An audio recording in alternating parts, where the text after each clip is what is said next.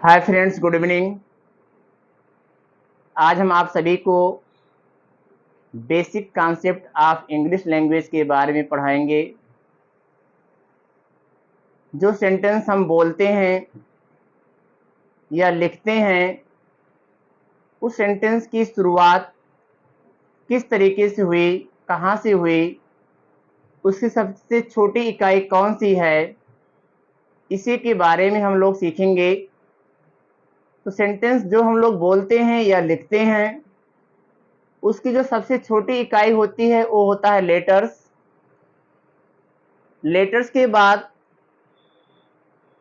शब्द का नंबर आता है और शब्द के बाद फ्रेज, फ्रेज के बाद क्लॉज और अंत में सेंटेंस का नंबर आता है। तो सबसे पहले हम लेटर्स के बारे में पढ़ेंगे।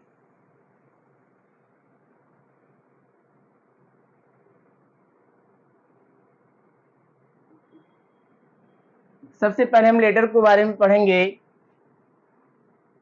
आप सभी को पता होगा कि इंग्लिश वर्णमाला में ए से लेकर के जेड तक टोटल 26 अक्षर होते हैं।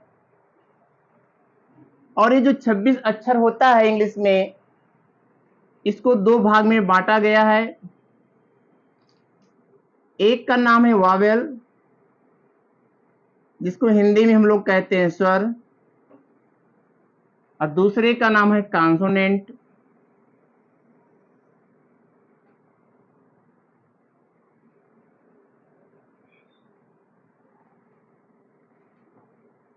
कॉन्सोनेंट को हिंदी में कहते हैं व्यंजन। अब 26 अक्षर जो होते हैं, इन 26 अक्षर में ए, ई, आई, ओ और यू, ये 5 अल्फाबेट ऐसे हैं जिनको हम स्वर कहते हैं।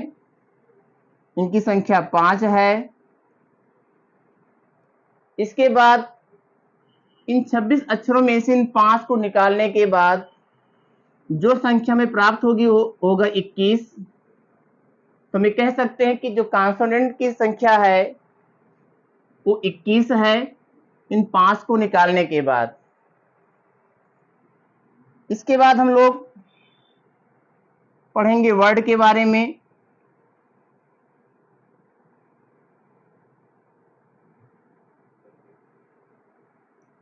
वर्ड क्या है? ए से जेड तक जो भी हमारे अल्फाबेट होते हैं उनको दो भाग में डिवाइड किया गया है, स्वर और व्यंजन में। इन्हीं की सहायता से हम शब्द का निर्माण करते हैं। जैसे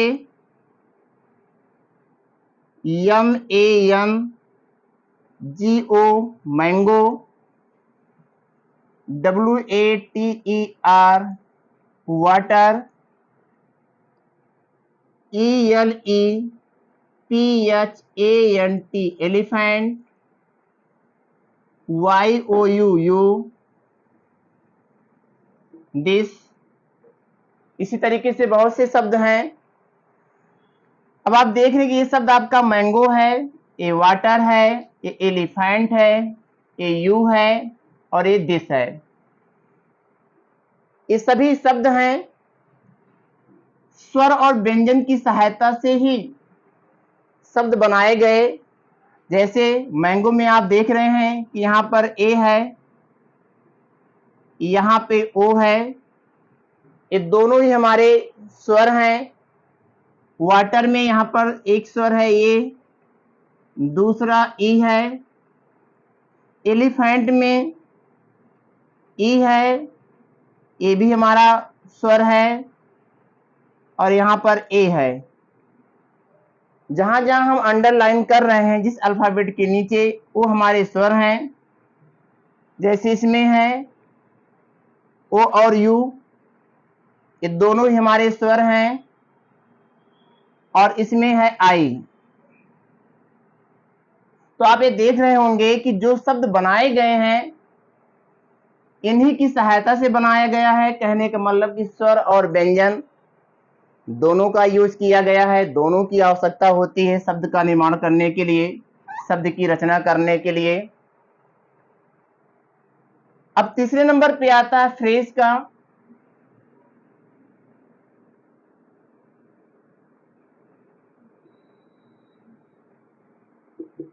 फ्रेज को हिंदी में कहते हैं वाक्यांश।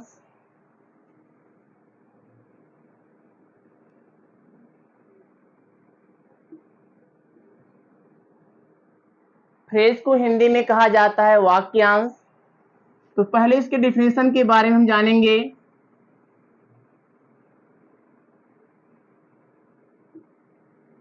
A group of words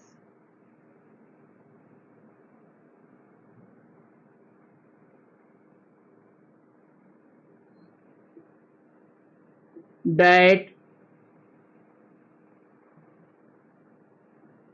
do not have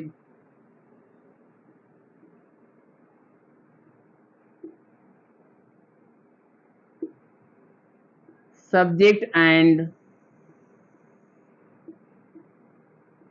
verb and gives us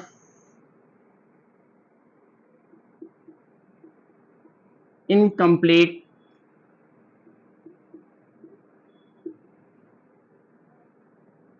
meaning।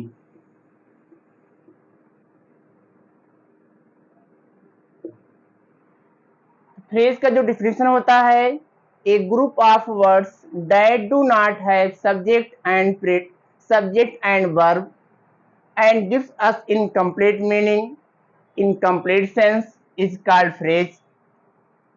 इसका मतलब है कि शब्दों का ऐसा समूह जिसमें ना तो सब्जेक्ट होता है और न ही वर्ब होता है और हमें एक अपूर्ण अर्थ देता है, उसी को हम फ्रेज कहते हैं।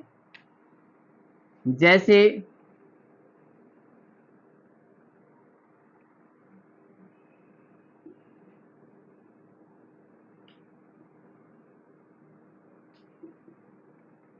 इन the morning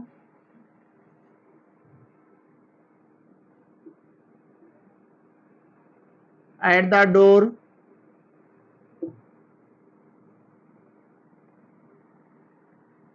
on the road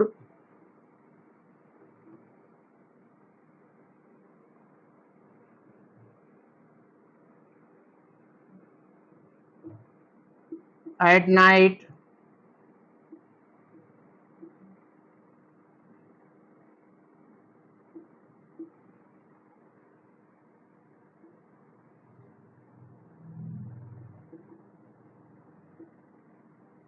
with his stick. यहां पर हमने 5 फ्रेज को लिखा है। In the morning, at the door, on the road, at night, with his stick. इन सभी का अर्थ है, लेकिन वो सभी अर्थ जो है अपूर्ण हैं और इसमें न तो कोई सब्जेक्ट है और न ही कोई वर्ब है। इसलिए ऐसे शब्द समूह को हम जो है वाक्यांश कहते हैं, इंग्लिश में फ्रेज कहते हैं। और इनकी जो संख्या होती है फ्रेज की, 8 होते हैं। वो कौन कौन से हैं?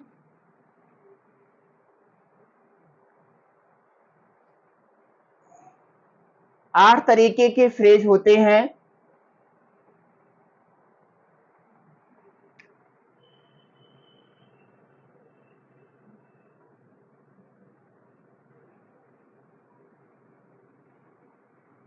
Noun phrase,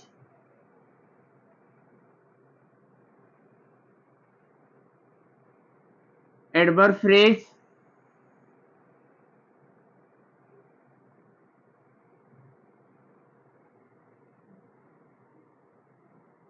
adjective phrase,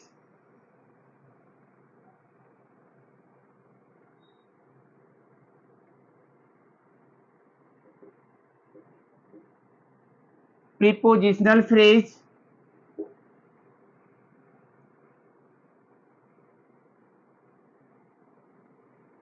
verb phrase,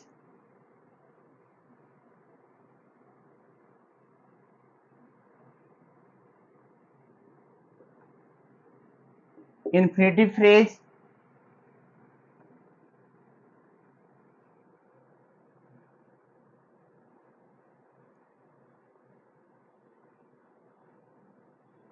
सातवां है जिरंड फ्रेज,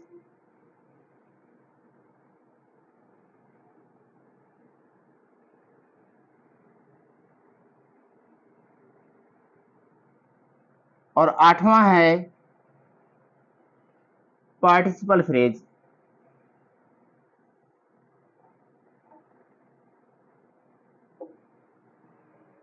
अगर आपसे कोई पूछे कि how many kinds of phrase, तो you can tell him there are 8 kinds of phrase: noun phrase, adverb phrase, adjective phrase, prepositional phrase, verb phrase, infinitive phrase, gerund phrase, और आठवां है पार्टिसिपल फ्रेज। ये 8 प्रकार के वाक्यांश होते हैं। इसके बारे में हम लोग डिटेल में नेक्स्ट वीडियो में बात करेंगे। अब अगला टर्न आता है क्लास का।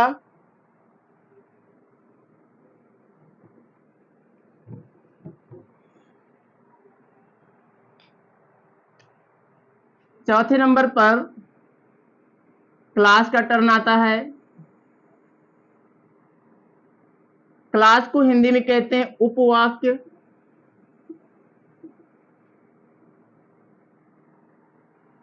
क्लास को हिंदी में कहते हैं उपवाक्य।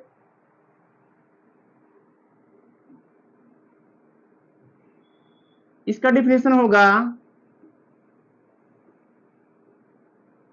a group of words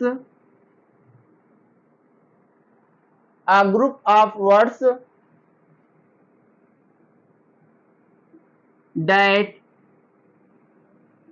have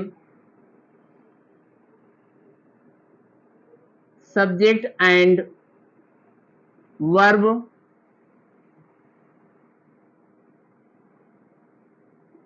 and it may or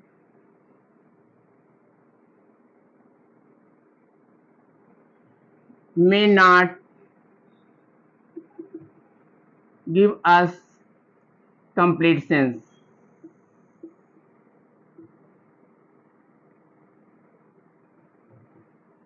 class का डिफिनेशन है कि a group of words that have subject and verb and it may or may not give us complete sense is called phrase।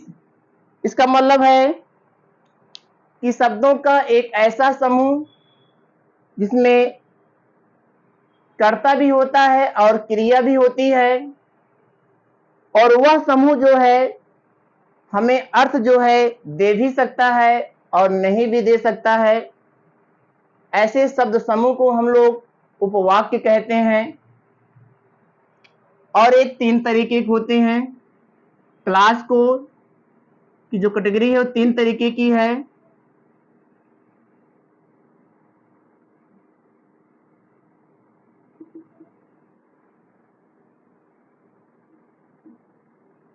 एक होता है principal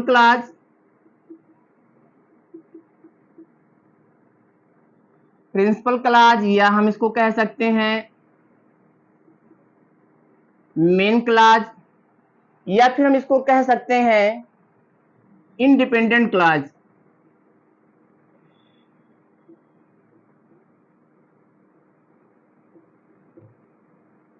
C for clause. Principal clause, main clause या independent clause, 3 नाम है इसका। दूसरा हमारा subordinate class,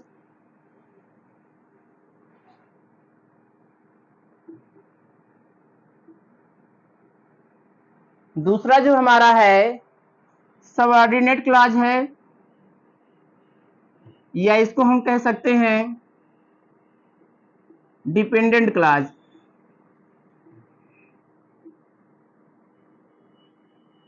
इसका दो नाम है, सबऑर्डिनेट क्लॉज या डिपेंडेंट क्लॉज, और तीसरा हमारा है कोऑर्डिनेट क्लॉज।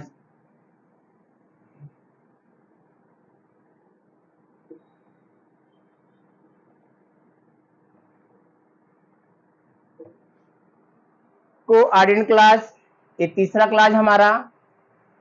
अब इसमें जो सेकेंड नंबर का है सबऑर्डिनेट क्लॉज, इसको भी तीन भाग में डिवाइड किया गया है। इसका पहला होता है नाउन क्लॉज,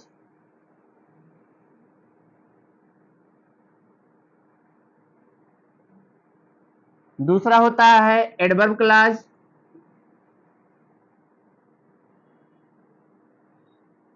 और तीसरा होता है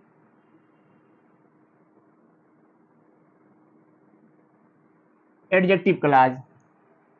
इन सभी के बारे में हम लोग डिटेल में नेक्स्ट वीडियो में चर्चा करेंगे। आज हम लोग केवल इतना ही जानेंगे कि फ्रेज की संख्या कितनी होती है, क्लास की संख्या कितनी होती है, और सेंटेंस की संख्या कितनी होती है।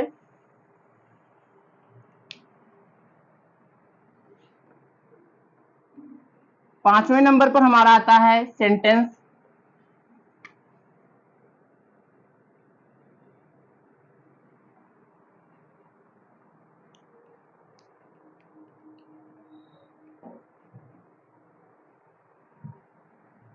पांचवा हमारा है sentence.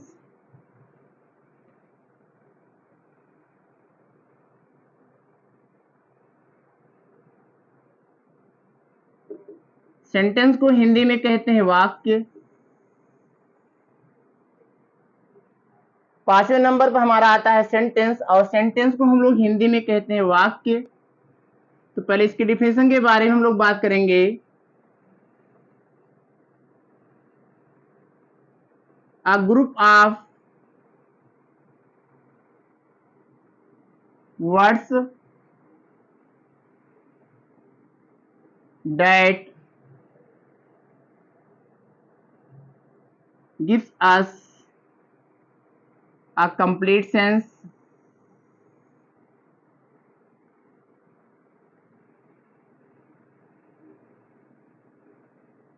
is called sentence।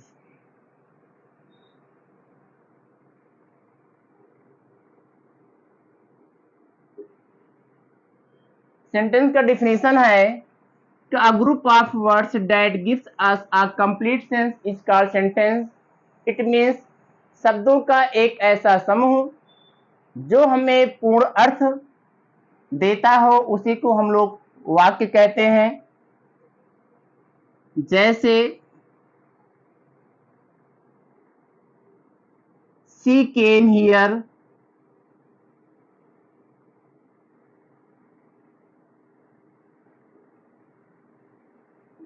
yesterday, वह कल यहाँ आई हुई थी। यह हमारा एक सेंटेंस है, इससे एक पूर्ण अर्थ हमें प्राप्त हो रहा है कि वह कल यहाँ आई हुई थी। अगर हम इसी को इस तरीके से लिख दें, केम सी यस्टरडे और हियर, इसको हम सेंटेंस नहीं कह सकते, क्योंकि यहाँ पे जो वर्ड दिए गए हैं इन सभी वर्ड का कुछ ना कुछ अर्थ तो जरूर है। केम है, आई, सी है, वह, यस्टरडे हमारा एडवर्ब है, कल, हियर मीन्स ये भी हमारा एडवर्ब है यहाँ। लेकिन ये एक प्रॉपर ऑर्डर में नहीं है, और प्रॉपर ऑर्डर में ना होने के कारण इसका कोई अर्थ नहीं निकल रहा है।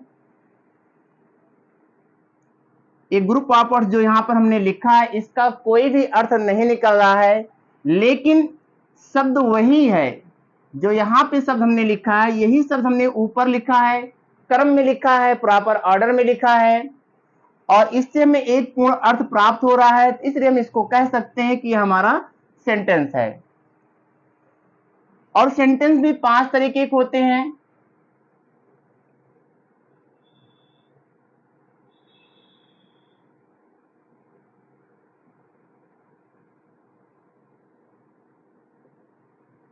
Assertive sentence,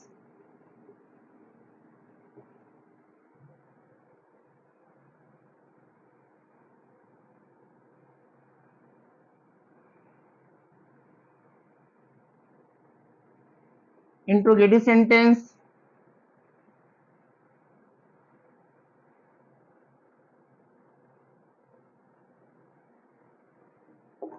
imperative sentence,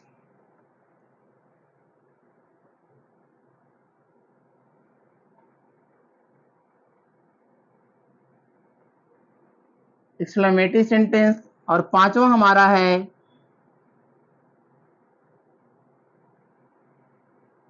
optative sentence. इस तरीके से सेंटेंस की जो संख्या होती है 5 होती है। असर्टिव सेंटेंस, इसका एक नाम और है डिक्लेरेटिव सेंटेंस, इसको हिंदी में कहते हैं साधारण वाक्य। दूसरा हमारा इंटेरोगेटिव सेंटेंस, जिसको कहते हैं प्रश्नवाचक वाक्य। तीसरा हमारा है इंपरेटिव सेंटेंस, इंपरेटिव सेंटेंस को कहते हैं प्रार्थना सूचक वाक्य। और चौथा हमारा है एक्सक्लेमेटरी सेंटेंस, इसको हिंदी में कहा जाता है विस्मय सूचक वाक्य। और अंतिम हमारा है ऑप्टेटिव सेंटेंस, इसको कहते हैं इच्छा सूचक वाक्य।